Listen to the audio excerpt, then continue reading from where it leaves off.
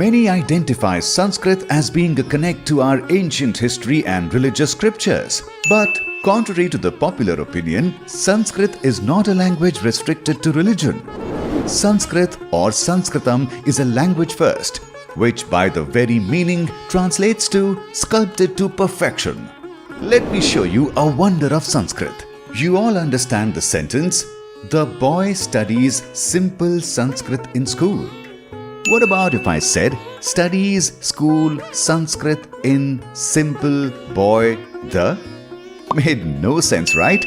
In Sanskrit, this line, Balakah Vidyalaye Saralam Sanskritam Pathati, makes as much sense if I jumble the words. Pathati Balakah Sanskritam Saralam Vidyalaye. Isn't it amazing? Sanskrit is a language more evolved and richer than any other. Yes, it's centuries old. To be precise, sage Panini laid out the grammar rules in 500 BCE. Yet, it manages to be of use and relevance to us now and the coming future. For some of us, Sanskrit was an optional language in school which was mugged and not understood.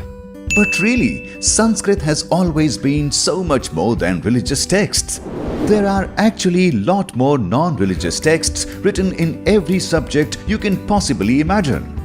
Astronomy, physiology, metallurgy, botany, and so much more. It is just mind-boggling to realize the scientific understanding scholars had centuries back without internet and computers. Can you think of another word for water in English? Or have you ever questioned why is water called water?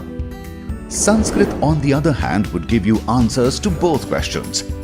The language has a range of words to express a single object by describing the properties of an object. There are over 200 words to signify just water. What's better is, understanding a new word is quite simple. Words are made of root words which have meanings of their own. In this way, you could understand the surface meaning of the words in seconds. But to deduce the layers of meanings a few words hold may take ages. For example, the word jalam describes that from its liquid state, water can become solid. The root word of the word jalam is jal, which means to harden. Similarly, combination of root words and sounds can make up infinite words with stable meanings. This just means infinite space for free, clear expression. Amongst the many reasons why Sanskrit is relevant, health is one of them. And not because you can read Ayurvedic scriptures, but because speaking Sanskrit would keep you healthy. Simply reciting out the Sanskrit alphabets can be beneficial for your health. There's a whole science behind it. Reciting the Sanskrit alphabet results in you rhythmically using minimal and maximal breath, contraction and expansion in your breathing efforts. This system is a pranayama practice in itself. This is helpful in balancing and calming the mind. Talk about multitasking. This benefit of pranayama further helps in increased concentration as well. Anuswara sounds.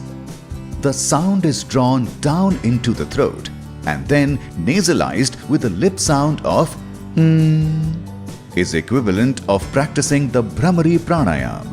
The Visarga sound pushes energy out or opens it like the Bahya Kumbhaka pranayam. Urasya sound, the last sound of the Sanskrit alphabet when combined with the 7 sounds na, na, ma, ya, ra, la and va, it becomes Urasya. For example, Prahlad. It has a direct impact on the lungs. It is a purely aspirate sound produced from the throat, similar to practicing Kapalabhati Kriya. So, shed all the stereotypes you have about Sanskrit. It's our shared cultural heritage, and it isn't meant to be locked up in some box labeled ancient history. It's relevant, it's important, and it's beneficial.